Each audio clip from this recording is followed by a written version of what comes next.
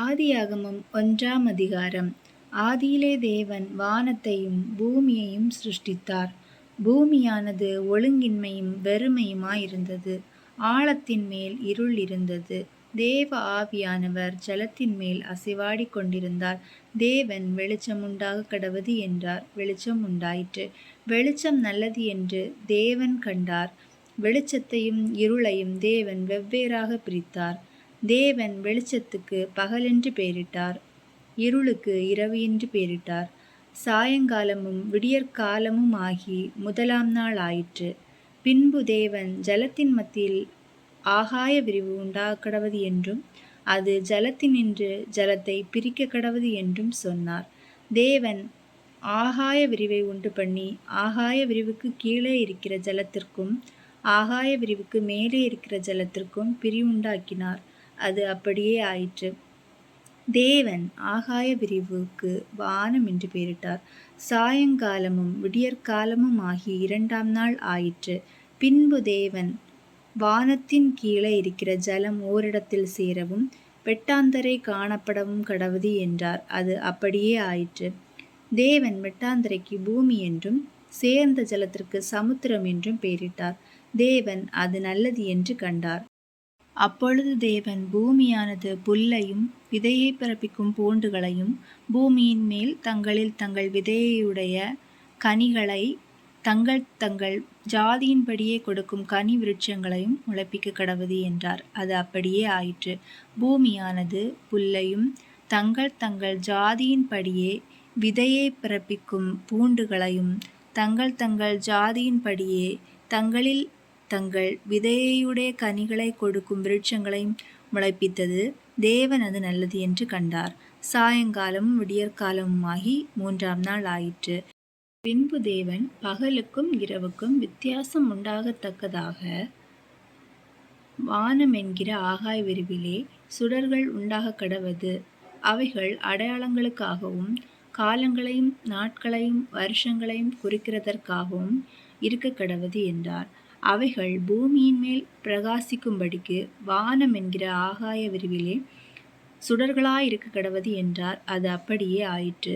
தேவன் பகலை ஆள பெரிய சுடரும் இரவை ஆள சிறிய சுடரும் ஆகிய 2 மகத்தான சுடர்களையும் நட்சத்திரங்களையும் உண்டாக்கினார்.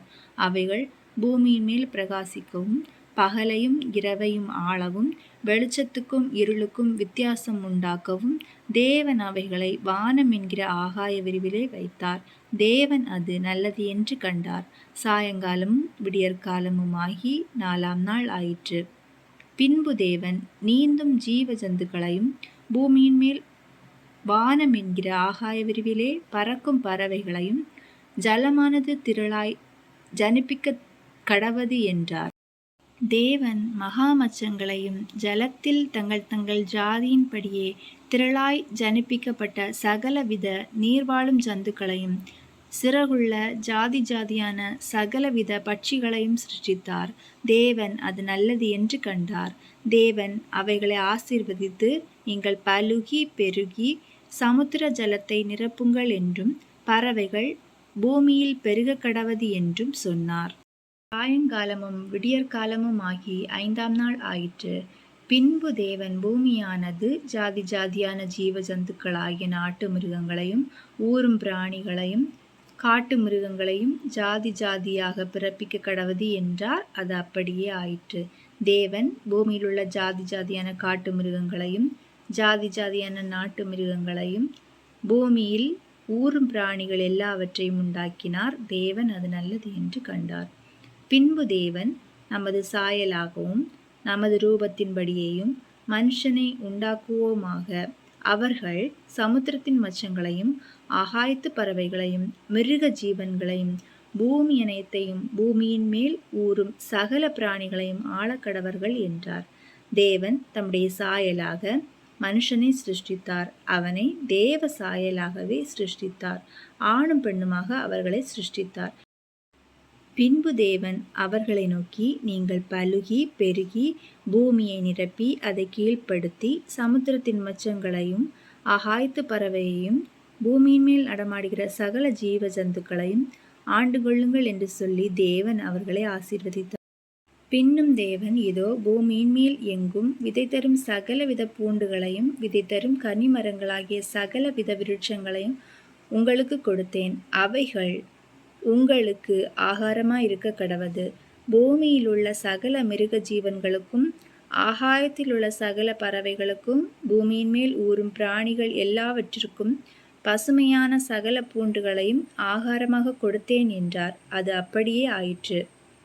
அப்பொழுது தேவன் தாம் உண்டாக்கின எல்லாவற்றையும் பார்த்தார். அது மிகவும் நன்றாயிருந்தது. சாயங்காலமும் விடியற்காலமுமாகி 6ஆம் நாள் ஆயிற்று.